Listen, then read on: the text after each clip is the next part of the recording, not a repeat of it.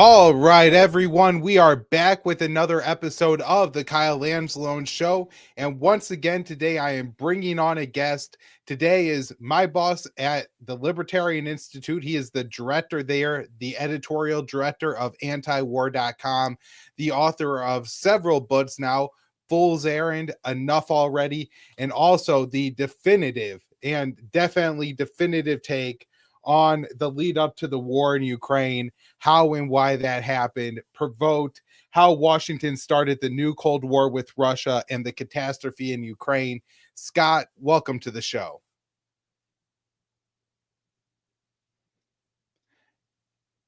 Scott, you might be muted. I don't think I heard you there. Oh, I'm such an idiot. I'm sorry. Take two. Thanks, Kyle. Happy to be here with you, man. Well, excited to have you here today, Scott, particularly because last week you were on the Piers Morgan show. And I actually wrote one of our Libertarian Institute debriefs, our email blast that we put out through the Institute every night, about how amazing it is that now in this new media environment where the mainstream corporate news, CNN, MSNBC, Fox News doesn't control everything, there are these real confrontations that are happening on these YouTube shows like Piers Morgan, where you get to take on not just retired generals, but Christopher Steele, the man who invented maybe the most nefarious conspiracy theory in American history. I mean, when you look at what's now happened in Ukraine, I think Russiagate is a central part of that. And Christopher Steele is really the origins behind that. And you got to confront him, take him on, and take him to task for what he did to the American people. I mean, this was absolutely amazing. And so I have a clip of that to play for everyone before we actually talk about it. Let's play the first clip. Everything that he said about Manafort and Page and all of these people in the Trump campaign were absolute lies. In fact, an FBI lawyer even was convicted for censoring the CIA memo to the FBI saying Page works for us as not an agent, but an asset, a loyal American patriot who always debriefed the CIA anytime he met with an important Russian businessman or government official. And this liar framed him essentially for treason. So, Scott, I mean, I think it's so great that somebody got to actually, who knows Russiagate, who really understands, because so many people in the Trump MAGA world are like, oh, Hillary Clinton, Hunter Biden, but they conflate everything together. And somebody who really understands, as this book Provoked has, 100 pages, just detailing every single lie told, debunking every one of them. But just, I guess, take a minute and explain how nefarious Russiagate was, and Christopher Steele, the liar you just called out there, what his role in it was. Yeah. All right. So first of all, yes, it's absolutely crucial. As you implied there, the war would have never started if they hadn't had done the Russiagate plot against Donald Trump back in 2015 and 16 through 19. By doing so, they essentially completely precluded the possibility that he would be able to do what he was elected to do. Remember, he ran explicitly on getting along with Russia. And so we shouldn't be enemies with Russia. There's no reason for it at all. And then Hillary accused him of treason in the summer of 2016 for months leading up to the election in November. And then he won anyway. You might have thought the American people wanted him to pursue exactly the policy that he ran on that issue. But instead, they framed him. And there's so much to it. But, and we'll get back to some of the details about Steele in a second. But the context, and, you know, it's funny, Kyle. Our friend Joe Mullen is a college professor. And he told me he was going off about Russiagate to his college kids. And then he realized they were staring at him. They had no idea what he was talking about because they were 9. That's how long ago it was. These college kids were little children, and it's like ancient history to them. But it's, you know, it's ever present to me. So the thing of it is this, that they tried to, first of all, cheat and prevent him from being elected with this lie about him and his campaign staff. Then after he was elected, They did have a plot, and they did not follow through with this. It was impossible to do, but they wanted to get Michael Morrell, who was the acting director of the CIA, to brief the Electoral College and tell them that Donald Trump was a traitor and stolen the election in collusion with the Kremlin, and that therefore they should all give it to Hillary Clinton, or barring that, at least to throw it to the House of Representatives, so that then the House of Representatives could give it to Paul Ryan or John Kasich or Colin Powell. And I know that sounds crazy. That's why in the book I have about 16 footnotes for just that one set of short series of claims there. Read it and weep. I'm sorry. I know it sounds completely crazy, but that's why I linked to Vox.com and the Washington Post and very Democrat-friendly outlets that are describing this plan at the time. But that's the thing about the Electoral College is it's made up of members of the party from out in the country, not the Georgetown cocktail party set. And so they were not able to get what they wanted there. Then they tried to come up with a plan, at least, and they again failed in this, but they wanted very much, and there's so much talk about this, you can read all about it.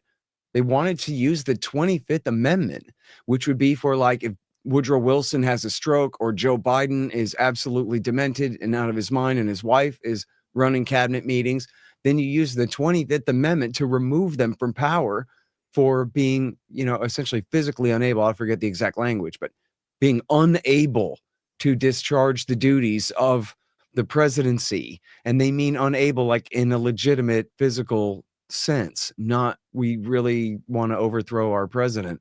And anyway, so all that failed. So then they told CNN, well, at least we can launch this special counsel investigation, which they pretended to investigate for another 2 years in a row. And they said that the purpose of this was to rein him in, to prevent him from implementing his Russia policy.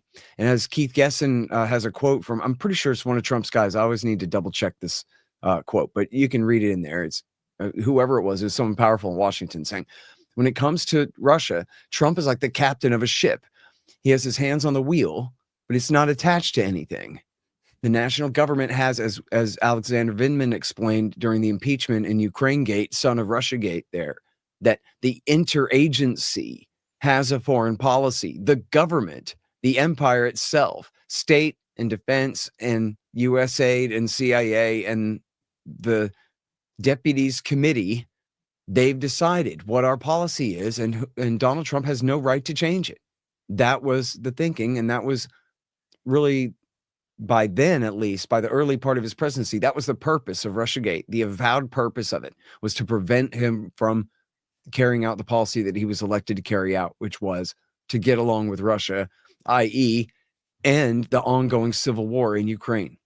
And it took all of his political capital on that issue away. Remember, when he even went to Helsinki, it didn't matter what happened there. The fact that he met with Putin at all, that made it a treason summit. It's the treason summit. All the Democrats and all the former spooks and all of the national security state and media all agreed just for meeting with Putin at all. And so that, and right now there's a book that's almost done by the great Aaron Maté, who is, it's actually Mate. I always say it wrong. It's just like the name Matt with an A on the end. Mate. Aaron Mate has a book, and I'm sorry I forget the title of it. I've already ordered the thing. And it's all about Russiagate and the war. And so, I have a bit of that in my book. As you mentioned, I have about 75 to 100 pages on all the gates in the first Trump term. And the role, as part of the lead up to the war. And but Aaron Mate I quote him 100 times because he's the journalist who did such great work on it. He and Matt Taibbi, of course, and a lot of other great journalists who I cite in there really did the work on that. And then, so Steele specifically, he comes in a little bit late. It was John Brennan at CIA who started the thing with the frame up of Papadopoulos and then, sending his informant, working with the FBI to send their informants to infiltrate the Trump government or Trump campaign team. That began in late 2015. But then, so they brought in the FBI on that, and it was shortly after that, really, that the Democrats kind of launched their own sort of parallel Russiagate hoax along with them. And that was Hillary Clinton, what the later investigator John Durham called the Clinton Plan. The Clinton Plan was to use this law firm, Perkins Coie, in order to, um, embellish this story. And that law firm was behind the guys that ran that law firm. They were behind all different aspects of the Russiagate hoax after that, most prominently the Steele dossier, Christopher Steele dossier, which they had outsourced. He's a subcontractor working for a guy named Glenn Simpson at a company called Fusion GPS. Then they also hired a team of technical experts from Georgia Tech University. And these were the guys who came up with the Alpha Bank hoax that said that Donald Trump's server was in secret communication with Russian intelligence by way of the Alpha Bank, when it was nothing but a Donald Trump hotel spam bot is all the thing was. It's just all this is embellished nonsense. And then they had a whole thing about Russian DNS addresses and Yada phones, which is a Russian brand of smartphone that supposedly were within range of Trump Tower and all this stuff. And they were not just pushing this stuff into the media, because a lot of this stuff got out in the media later, but the original mission was to push this into the FBI in order to just get the investigation going, give them whatever predicates, which they had already, they were already using Papadopoulos, but they quickly abandoned Papadopoulos as a predicate for the investigation because it was so hollow, and he'd been framed by the FBI in the first place, or working with the CIA, parts of their counterintelligence divisions.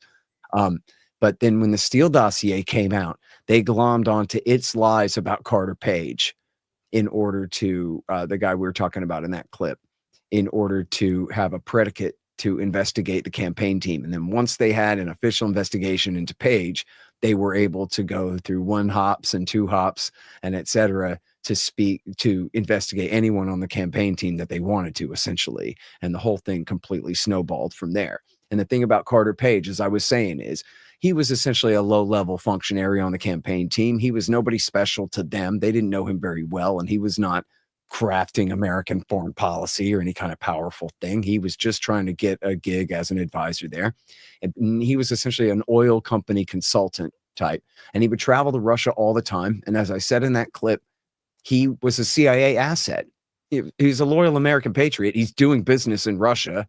He obviously wants to not go to prison for doing something wrong or crossing anybody's line or stepping on any intelligence agency's toes. And so every time he goes there, he debriefs the CIA.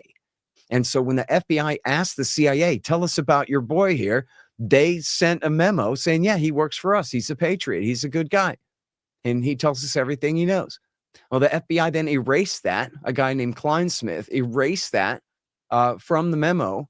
And then they used the memo without it, with that information censored out of it, to defraud the judges on the Foreign Intelligence Surveillance Court so that they could get a FISA warrant under the allegation that this member of Trump's campaign team was an agent of a foreign power, which means they don't need probable cause of a crime. They just need a reasonable belief, Your Honor, that he's working on behalf of a foreign power. And then what did they do, Kyle? They go to Donald Trump and say, oh, no, we think that this guy might be a spy and you should keep your distance from him. Hell no, because they knew they were lying. It was all about trying to build up all different little pieces of cases, enough where every white lady out there could go, oh, wow, it's a conspiracy theory for me to believe in. Look at all the different pieces. They all fit together and whatever it was. Right. So, And Scott, I just want to ask you here to follow up, because I think a lot of the conspiracy rested in this idea, and a lot of what I think is so important to understanding why Americans, so many of them, cheered on Joe Biden as he refused to negotiate with Russia, as he sent weapons to Ukraine and encouraged the Ukraine to fight this war that has led to hundreds of thousands of deaths, and the Ukraine losing more territory than they otherwise would have had he just made a deal at the start of the war. Yep. But the reason that this was was all cheered on was Trump had interacted with foreign agents, the Russian government, in order to swing the election. And I think one of the brilliant things that you confront Steele on in the Piers Morgan is that he was actually the foreign agent that tried to influence the American election. And worse, he was using Russians and potentially even a Russian spy in all of this. And so I want to play this next clip. Just remind people quickly to go ahead and share this. If you're watching this stream on X, repost it. If you're watching on YouTube, feel free to leave us a comment and subscribe to the channel. Let's play this next clip. And by the way, his primary sources were a Russian named Danchenko, who had been under investigation for being a Russian spy in the past. And the only reason they had dropped is because they mistakenly thought he left the country. And then his partner, an American named Dolan, who actually was a registered agent of Russia.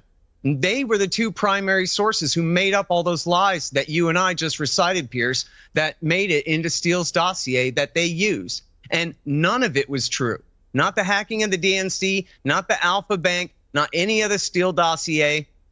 I'm amazed that this guy is willing to show his face in public right now when he was nothing but a washed up spy who hadn't had contacts in Russia for years by the time that he published that pile of lies. It's incredible. So, Scott, I'm going to confess, I watched the last 15 seconds of that probably 10 or 15 times in a row. I thought it was absolutely amazing. But really, how can this guy show his face in public? I mean, he's behind this massive conspiracy theory that, again, remember, during Obama's second presidential run in 2012, he mocked Mitt Romney and then won the vote of the people, right? Because Mitt Romney had Cold War ideology. So how in basically 3 years do we get from we should get along and improve our relationship with Russia to anybody who has that opinion is an agent of Vladimir Putin in the Kremlin? And Christopher Steele is, I mean, obviously Hillary Clinton owns her role in this too, but without Christopher Steele's dossier and how this is leaked out to the public, I mean, I don't think this happens. I don't know what your thoughts on that are. Yeah, absolutely. And look, he says in there, well, you know, the dossier was never meant to be released to the public. No, it's just meant to be deep background material for reporters writing all about it. And it was meant to help to spur the FBI investigation of the guy based on a bunch of lies. So who cares whether it was ever supposed to be posted in total on BuzzFeed or not? It clearly, its purpose was to help frame Trump for treason. And I'm actually kicking myself, Kyle.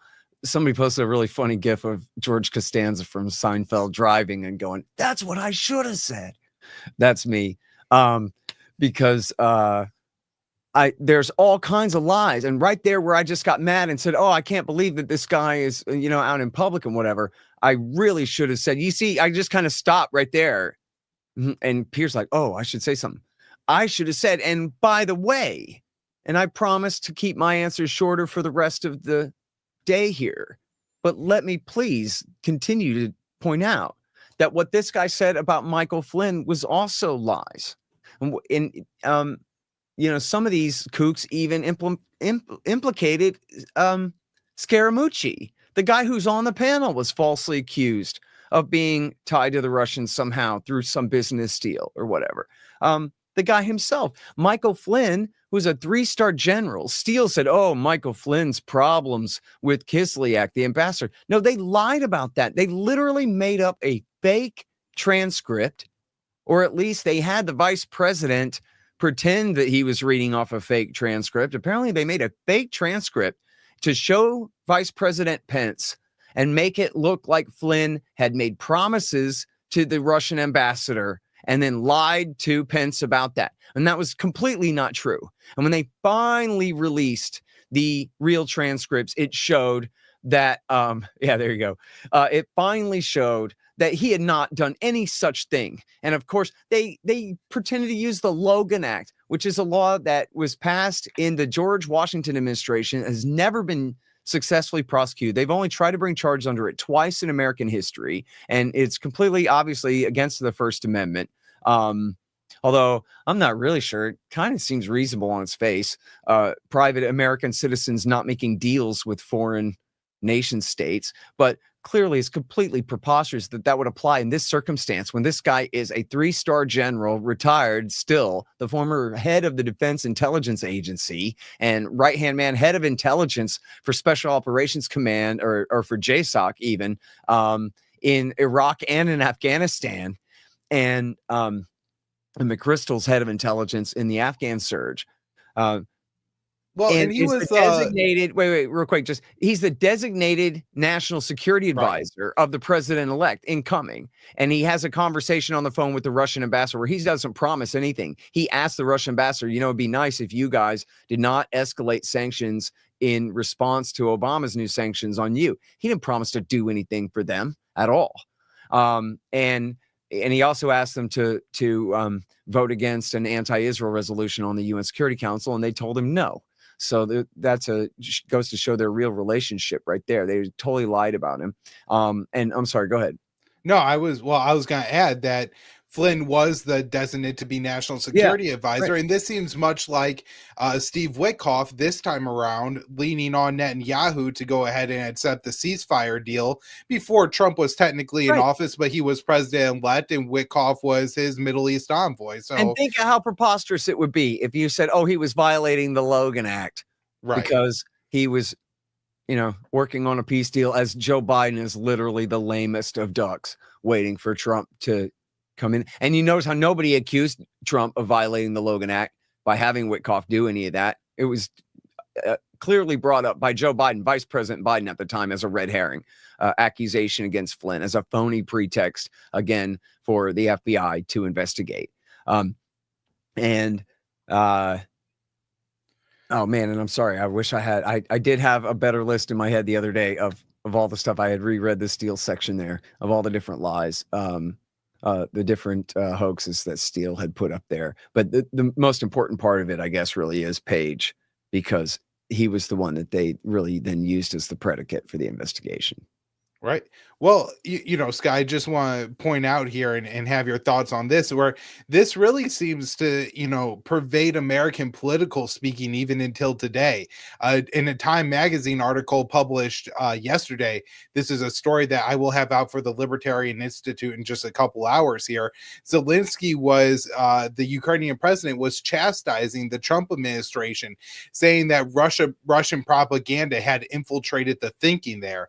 And this idea that Donald Trump is too close to Vladimir Putin, where, as you document in Provoked very thoroughly, Trump was not a Russia dove during his first administration. You go through and explain how he vacated arms control agreements, how he sanctioned Russia, how he expelled Russian diplomats, how he sent weapons to Ukraine. None of these steps were the actions of a Russian dove or somebody who is in the pocket of Vladimir Putin. Yet that is the accusation. And if you look at the mainstream media today, there's a story from Politico, 7 ways Donald Trump is giving Vladimir Putin too much ground. And all the thinking and all the hype is still around this idea that Donald Trump is a puppet of Vladimir Putin. So, Scott, in all of your research, do you come across anything to make this sound true, or is this just still really the same Russiagate?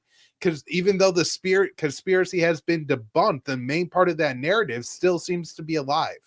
Yeah, no, you're right. It's simply like the echo of it, right? It's the spirit of the thing still floating around out there. If it wasn't for the phony pretext in the background, or the phony context in the background, then when Witkoff says things like, Vladimir Putin was very flattering when I met with him, would not be suspicious. Like, it's called diplomacy, and I can't remember who it was, but I saw the national security people all retweeting each other, talking about how, because Witkoff described to Tucker Carlson how when he met with Putin, that Putin told him, how concerned he was, how he prayed for Trump when he was shot, and because he considers him a friend. And they go, see, Putin's got Trump wrapped around his little finger. And it's like, come on, you could take a compliment, just say thank you when somebody says something nice, and you could, gauge it. Even if Witkoff took it, as complete sincerity, that doesn't mean that Trump took it as complete sincerity. Like, you know what I mean?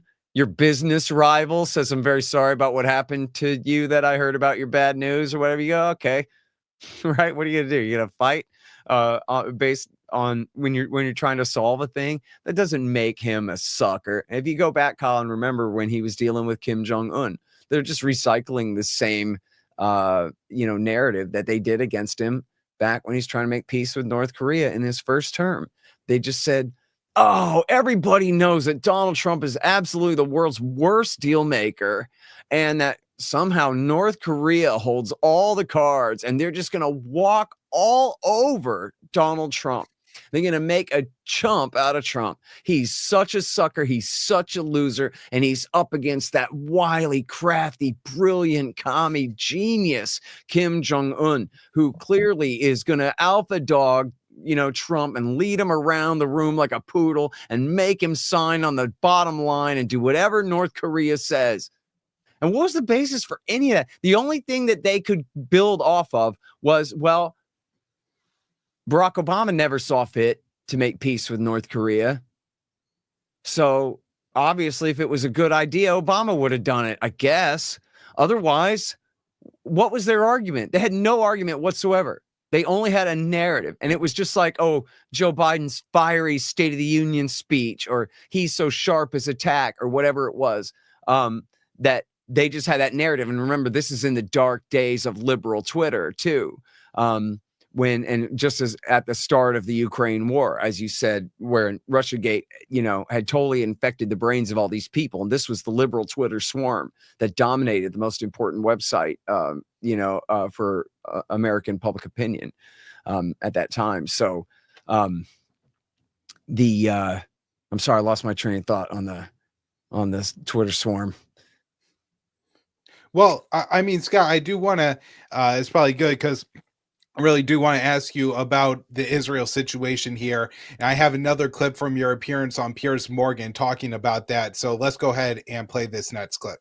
Well, I don't know about his poll numbers and what's really behind all that. I hope it's because a huge part of the MAGA right is trying to hold him to his word about America first, not Israel instead. And I guess that goes to our next topic, or one of our topics today, is the horrible war there, and Donald Trump acting just like Joe Biden, just like Kamala Harris would in his position, giving Netanyahu a blank check to cancel the peace deal and bomb whoever he feels like, including a hell of a lot of children. If you look at x.com in the feed there at the horrific pictures coming out of Palestine there. And it's the most obvious contradiction. You can't be America first and Israel instead. It's got to be one or the other. And I know the American right is almost solidly on the side of Israel in almost all cases, but everybody's got their limit. And, the American right used to really believe in George W. Bush in the Iraq War until they decided they didn't anymore. And I think there's a big crack up coming on the right, because what we're supporting there is just absolutely horrific. I mean, they're talking about, oh, well, maybe we'll just transfer the population to Syria so they can go live under the rule of Al-Qaeda that America and Turkey just helped install and power there, and Israel helped install and power there. I mean, this is completely insane, what they're talking about and what they seem to have in mind. I don't know if they have an idea of how they mean to accomplish it. But I was having a good time watching Elon Musk fire government employees, and I'm angry at the judges every time that they turn back these firings. And I don't extend that to the immigration thing, that's different, but I mean specifically those guys who were just deported to El Salvador, whether they'd ever been there before in their lives. But a lot of these judge rulings drive me crazy. I love seeing the death of U.S. aid, or at least, its massive diminishment, and a lot of the rest of this stuff. So before I ask Scott the next question, just want to ask people to go ahead and repost this show. We have a few hundred of you watching live right now on Etsy. If you are on Etsy and want to subscribe to the YouTube channel so you don't miss future episodes of the show, I did go ahead and post a link in the reply, so it's very easy to find. Now, Scott, you mentioned there in the beginning of your reply that this is supposed to be an American first administration and not Israel first administration.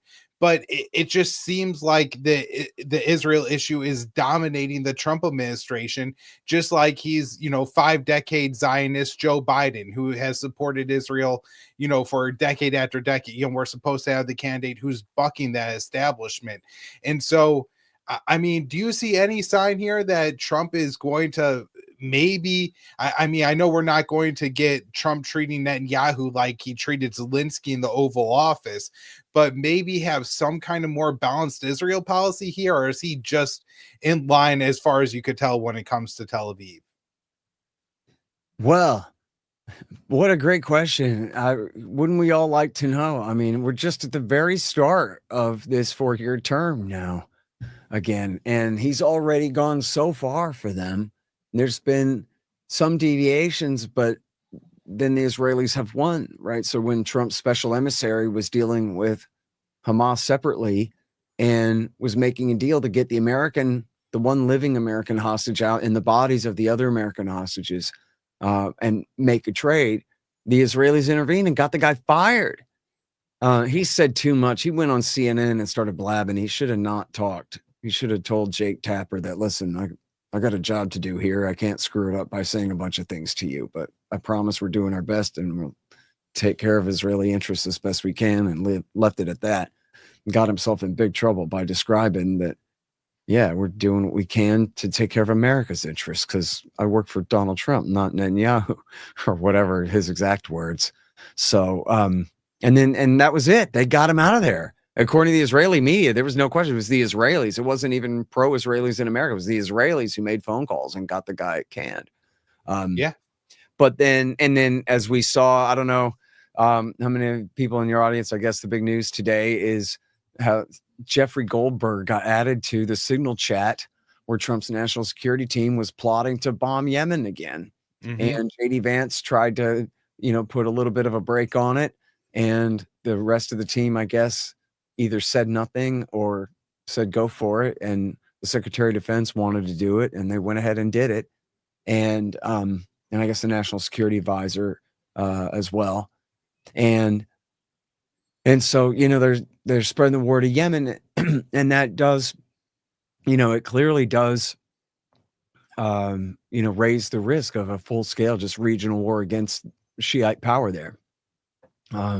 That's the danger, is that the narrative becomes we're fighting Iranian power in Yemen, in Syria, in Iraq, which I don't know, not much left in Syria. Israel's fighting them in southern Lebanon. In Iraq, mostly when they go out, they are killing ISIS guys, not Shiites. They're killing, what's left of the bin Ladenites, but they could still pick a fight with the Shiites in Iraq if they want. I mean, that's really the danger. Honestly, Kyle, I'm not certain that Benjamin Netanyahu wants war and regime change in Iran. I think that the status quo has served him very well. They're not making nuclear weapons. They have the potential to make nuclear weapons, and that, I guess, is part of the motive. That's enough to help scare the Sunni kings into Israel's camp when Israel's willing to get along with them. And the Netanyahu doctrine, essentially, right, is to make friends with the Sunnis and find a way to do so without making a deal with the Palestinians, right? So it's sort of Yitzhak Rabin and Shimon Peres's policy, only without the compromising with the Palestinians at all part. But otherwise, make friends with the closer states and turn them against the periphery. So that's been the doctrine, really, with his twist on it since the mid-1990s. And I think that's basically what he's pursuing. One thing that Witkoff said to Tucker Carlson in that interview was, and you know what? It seemed like this was in direct response to what Carlson asked him about what Israel wants for the region. Although you could interpret it to mean that this is what Trump's team is thinking about too. I'd have to go back and get his exact words. The question was about what Israel wants.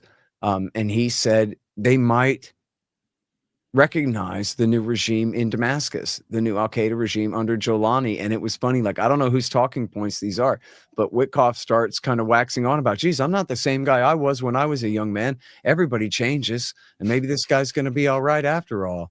And this is a guy who went to go join the Mujahideen in celebration of the September 11th attack on the United States, and then fought Americans in Fallujah, and then was sent by Baghdadi, the leader of ISIS, to go start the war in Syria in 2011, and was responsible for absolutely heinous war crimes, including beheadings and suicide bombings and all kind of madness in the last war there.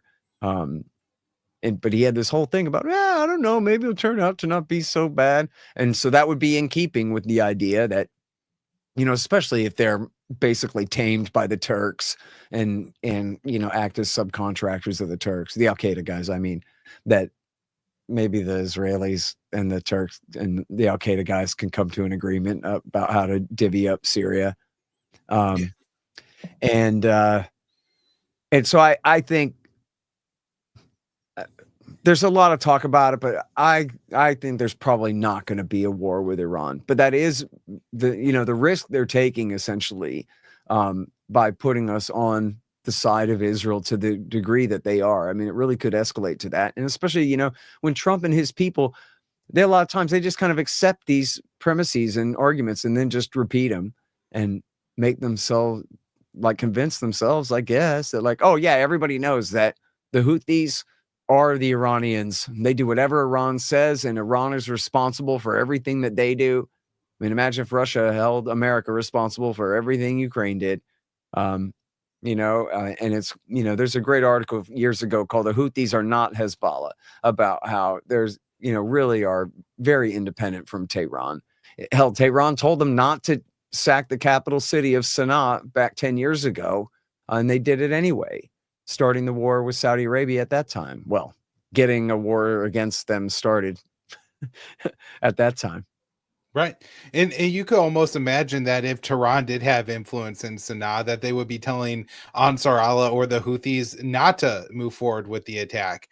I mean, for all the talk we heard over the years of Iran will never allow Assad to fall, Iran will never allow Hezbollah to be beaten, we've seen them allow that to happen. And while there has been some confrontation between Iran and Israel over the past year and a half, it really hasn't been all that close to an all-out war.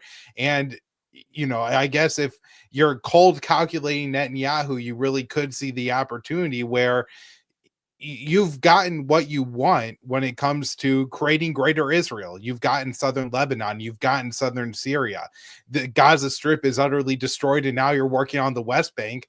Iran isn't launching any attacks. Why risk escalating to the extent with Iran where they then develop a nuclear weapon? And they really do have maybe geopolitical leverage that they didn't have before. But the last question I want to ask you is really about the news of the day you're talking about there. This Atlantic article where Jeffrey Goldberg mysteriously, or I guess not mysteriously, he identifies Mike Waltz, the National Security Advisor, as the person who allowed him to enter into this chat with all other high-ranking American officials, the Vice President, the Secretary of Defense, the Director of National Intelligence, Tulsi Gabbard, on this chat discussing strikes on Yemen. And even before the actual strikes happen, Goldberg is aware that they're going to happen because they've announced it in this group chat. And rather than doing some really interesting journalism, he says that, he kind of recounts what happens, but he says he left the group chat. I guess as unimpressive as it is that our administration allowed some journalists in this high ranking group chat and apparently discuss sensitive information with him, Goldberg's reporting on this just seems utterly disgraceful to me, and way not to in any way try to exploit this information that you've learned to bring information to the American people about this unconstitutional war being waged by our government. So I was just wondering if you had any thoughts on that.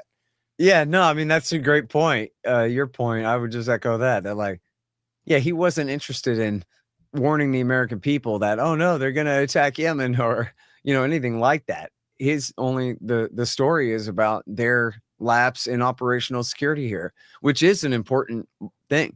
And it goes to show that Mike Waltz is buddies with Goldberg, although apparently not close enough that Goldberg would, protect him on this. And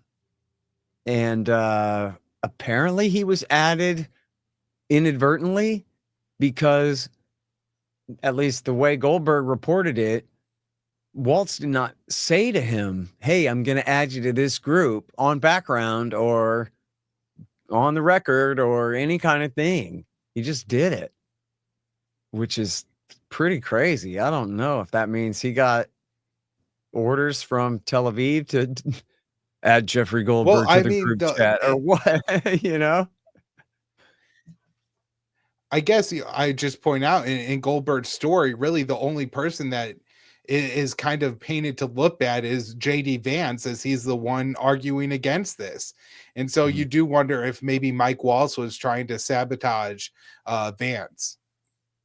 So anyways, Scott Horton, antiwar.com, the Libertarian Institute, you're the man there. The new book is Provoked. It's absolutely fantastic. I would highly recommend it.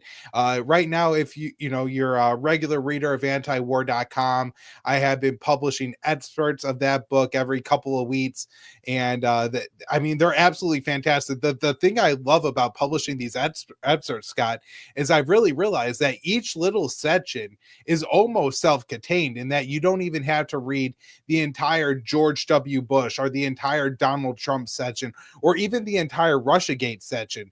You could read about the Christopher Steele dossier and just get so much information on that. So, I mean, a really fantastic book, Scott. I recommend everybody check it out. I know we were offering a signed copy of Provoked for at the Libertarian Institute fundraiser, but I believe today we just met our fundraising goal. So that's huge. And Scott's, any final thoughts? Yeah, well, that's great. I didn't know that. And actually I have great news, which is another donor offered $5,000 worth of matching funds. So we can keep going. And right, the catch is we don't get the 5,000 unless we raise 5,000 more. So we better raise 5,000 more so we can get 10,000 more. So everybody stop by the Institute, help me pay my guys. We don't have a giant palace in Washington, D.C. like the Cato Institute. We're not spending your money on fancy hotels for conferences and all kinds of stuff. The money basically just goes for payroll and book production. And even that's just payroll, right? Paying editors and artists to do work. And that's it. And it's just, what do we got? 25 and counting, 26, 27 great writers, great handful of podcasters, of course, including Kyle and Keith and Tommy Salmons. And I don't know what happened to Patrick. Is he still around? Yeah, he did an episode pretty recently. Oh, great. So, and of course, William Bupert, our great military expert. I mean, we've got all these great podcasts. And then recently we brought on Jose Nino and Jack Hunter and this guy, Matt Wolfson, who's this great journalist. And of course, we have the great Brad Pierce and on and on and on. All of our great writers, the heroic Jim Bovard and Sheldon Richmond, Lori Calhoun and Ted Carpenter, our senior fellows. And man, we're killing it. We got a great institute, but we just need money. And the way it works, it's a 501c3 thing. And so you donate to us and then we give you all the stuff we do for free, kind of. So that's how it works. And we got great books as kickbacks, including, as you mentioned, you can get a signed copy of Provoked for a limited time as a donation as a kickback for your donation there. And we got tote bags and we got little USB drives that have the audio book of Fool's Errand and Enough Already on them. And it looks just like a little book. So your wives and girlfriends will like that because it's a smaller version of a bigger thing. And girls like stuff like that. So, and then it's got audiobooks on them, which is just me talking for many hours in a row. And everybody likes that. So that's libertarianinstitute.org/donate. Help keep Kyle and Zalone employed, everyone. All right. Thank you, Scott. And just want to remind everyone before we wrap up here to go ahead and share out this show, but also head on over to the YouTube channel and subscribe. We are trying to incorporate more guests on this show. So if you want to make a suggestion on who you think would be a good person for me to interview, subscribe to the YouTube channel and then leave us a comment. Kind of let us know who you think I should interview. I'm happy to interview pretty much anyone. And we'll be back with another show again soon.